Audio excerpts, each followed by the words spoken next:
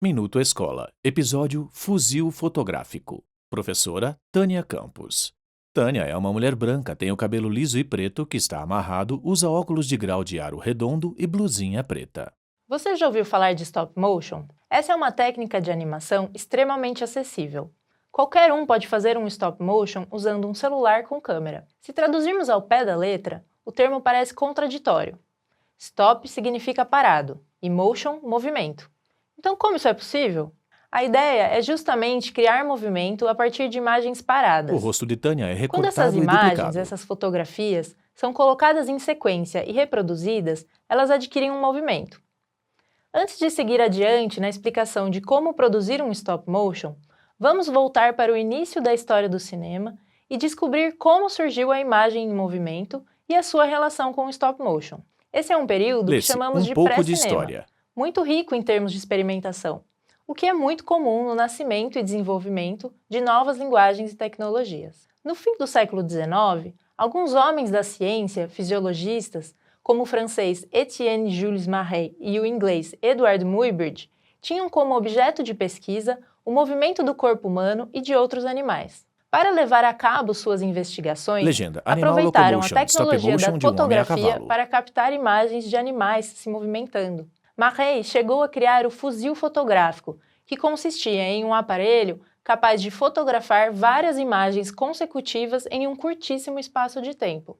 Dessa forma, ele conseguia congelar e decompor os movimentos que almejava analisar. Apesar de seus interesses estarem limitados aos seus estudos, suas investigações continham o princípio do cinema.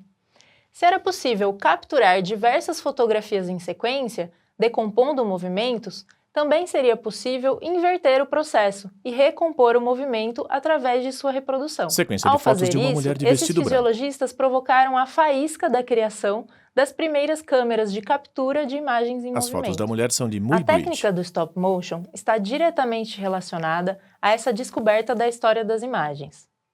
Para produzir uma animação em stop motion, nós vamos tirar diversas fotos de um objeto, por exemplo, com sutis diferenças de movimento entre uma foto e outra, pensando em como o movimento que desejamos criar pode ser decomposto, fragmentado.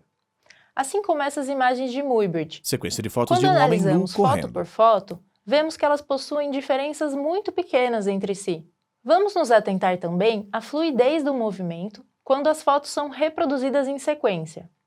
Vemos que há um leve salto entre as imagens. Por que isso ocorre? Porque faltava descobrir a quantidade de fotos necessárias para de fato vermos o mundo na tela do cinema como vemos com os nossos olhos. Com o tempo, foi então estabelecida uma convenção capaz de recriar os movimentos da forma mais real e verossímil possível, utilizando 24 fotos por Lê-se: segundo. reproduz o movimento Com humano. menos que isso, acontece esse leve salto que vemos nas imagens de Muybridge, impactando a fluidez do movimento. Ilustração: uma bola pinga na cabeça de um rapaz, a cabeça dele se desloca do pescoço e volta. Lê-se: 24 fotos por segundo.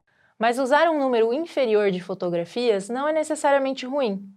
A partir de 10 fotos por segundo, já conseguimos criar um stop motion capaz de criar movimentos. Lê-se: 5 fotos por segundo. A bola pinga, a cabeça sai e volta para o lugar. Se usarmos menos que 10 fotos, corremos o risco de nosso vídeo perder o efeito de animação, tornando-se uma série de fotos estáticas exibidas em sequência. Um ponto importante para diferenciarmos a produção atual do stop motion dessas imagens que podemos chamar de científicas do fim do século XIX é a escolha do que vamos animar.